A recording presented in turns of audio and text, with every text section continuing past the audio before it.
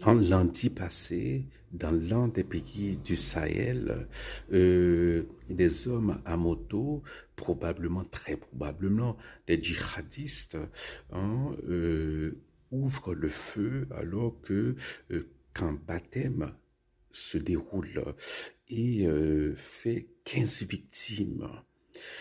Et l'année dernière, presque près de 1000 chrétiens ont été euh, massacrés par des djihadistes au Burkina Faso. Et partout en Afrique, on tue des chrétiens. Voilà, bon, au Nigeria, c'est devenu quasiment un sport national, hein, les extrémistes musulmans qui tuent des chrétiens. Voilà.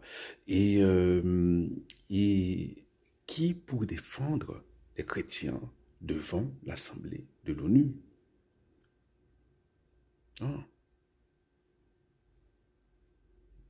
Je me rappelle jamais avoir vu un chef d'État ou un chef de gouvernement dire, eh bien, euh, il y a un génocide qui se passe, parce que c'est l'une des définitions du génocide, hein.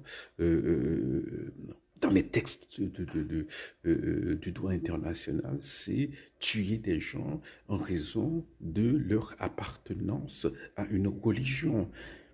Sous cette définition-là, ce qui passe au Sahel, maintenant, c'est un génocide en bonne et due forme au Bénin et au Mali.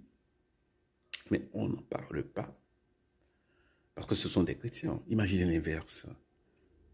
Imaginez que c'était une fête musulmane, hein, je sais pas, hein, et que des chrétiens ouvraient le feu en Syrie. Hein. Il y a quelques mois, combien de gens ont été massacrés à l'intérieur d'une église orthodoxe?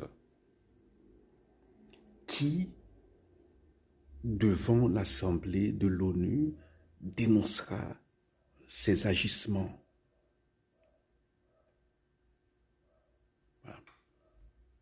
On se pose la question, hein. Donc, c'est la raison pour laquelle, bon, des fois, à raison, les Américains pensent que l'ONU, c'est bon, cette espèce de carnaval annuel qu'ils doivent tolérer.